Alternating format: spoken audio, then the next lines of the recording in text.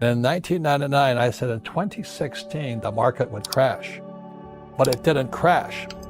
And there's many reasons why it didn't crash. One reason was I didn't foresee quantitative easing. Yeah. I didn't think they would print that much money. I still can't believe it.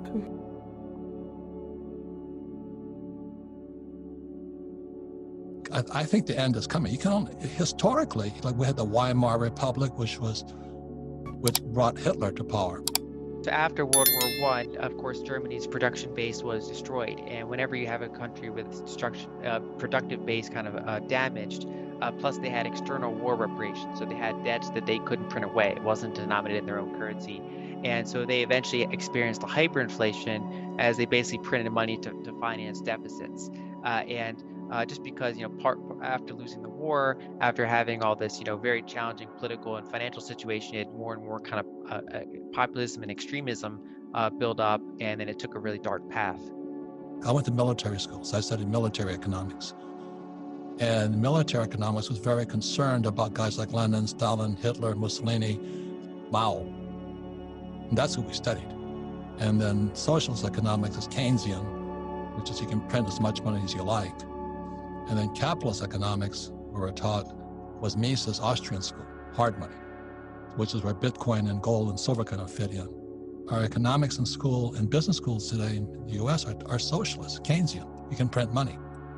My concern is, I'm not trying to be racist here, but when the blacks, Americans are trying to get reparations for slavery, that's what happened in 1918 with the Treaty of Versailles, was they forced the German people to pay reparations to England and France. And that led to hyperinflation and then the rise of Hitler.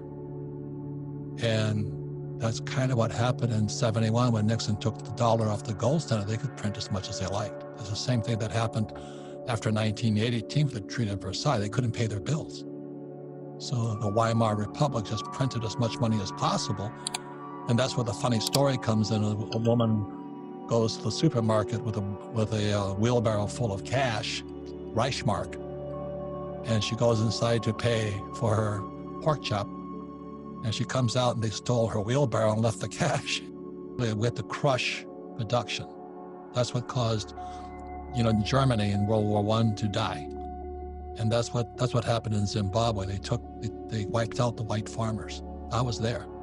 It was horrifying. They were murdering all the white farmers. And now I was not in Venezuela, but I was in Colombia, where George was, watching the exodus out of Venezuela. And so if they've crushed the economy with this COVID shutdown right now, how many little guys are going out of business? It's sad. As you get deeper and deeper into this decade, so, call it 5 years or so, especially because, you have to figure out how much they're going to print, when are these commodity shortages going to become acute. But I think as we get roughly to the middle of this decade, I think that's where we start to run into some of these key shortages in things that have felt very abundant for the past 5, 10, 15 years. I think we're going to find ourselves in that period again where we didn't invest enough in some of the production of some of these things. And as you point out, we had a really big destruction of small businesses this year. So for example, something like 100,000 restaurants have gone out of business, while larger corporations, because they have capital financing, in some cases they have bailouts, they have the Fed buying their bonds, they've been able to stay in business to a better extent than some of these small businesses. And so I think that a lot of these forces are going to kind of come to a head probably as we get roughly in the middle of this decade would be my best guess. In 1999, I said in 2016, the market would crash, but it didn't crash. And there's many reasons why it didn't crash. One reason was I didn't foresee quantitative easing. Yeah. I didn't think they would print that much money. I still can't believe it. I couldn't believe interest rates would go below zero. So that's why it didn't crash. But it really was just a house of cards or a set of dominoes that was set to crash. And if I was a millennial, I'd be concerned. I'd be very, very concerned because the boomers like me, we had it so easy. Back when I graduated from school in 1969, there were high-paying jobs, stock market kept going up, real estate kept going up. It was fantastic. Baby boomers had life so easy. You bought a house. I remember the first house I bought it was only like $30,000, and I sold it later for $150,000. Everything was just going up in price and all this. So the baby boomers are in serious trouble. The biggest crisis is the baby boomer crisis. Their pensions have been looted. They're gone. It all starts inside our banking system. One of the key things to watch is the destruction in production of commodities. And so, if you look at a lot of commodity prices, exception of gold and silver that have done really well recently, a lot of them are roughly the same price they were 10 or 15 years ago. That's because we had this period of commodity oversupply. So, for example, a lot of cheap money allowed us to apply new technologies to get more oil and gas out of the ground. We had that period of kind of copper oversupply. And so a lot of those things were in a period of oversupply, and that feels really abundant. However, because prices have been in that kind of, they haven't been rising in many cases for several years, that incentive to get new production has diminished. Because we've had this period of commodity oversupply, some of the inflationary policy has not been very apparent in everyday life. Some areas we've had a lot of inflation in healthcare expenditures. We've had a lot of inflation in tuition, childcare services. But because commodities have remained relatively cheap, that hasn't really flowed out yet.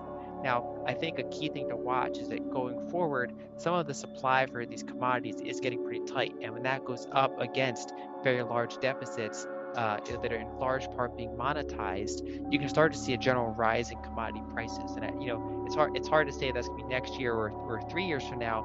But as we go deeper into the 2020s, I do think that's a really thing to consider, and that can promote a much more inflationary trend and problems getting the commodities we need.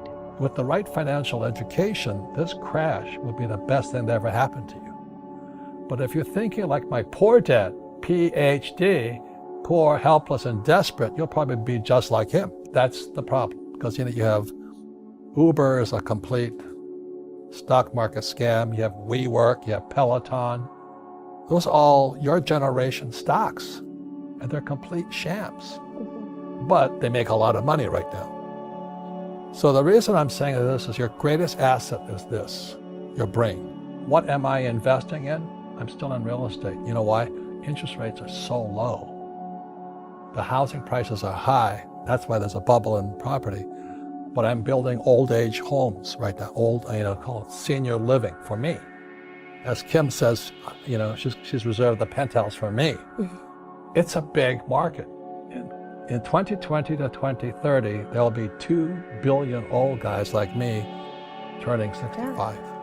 I'm investing in my friend's school. Now, why I'm investing in school is because he's going to buy the real estate for the school. I'm a real estate guy. But where does his money come from? It comes from the government. Because of the laws of America, every child must have an education. So every school is funded by the federal government and the state government. So my source of funds is really, really strong when I invest in a school. So I'm still investing. I'm just not investing in a 401k, ETFs, mutual funds, or I don't want a pension. Those are the differences.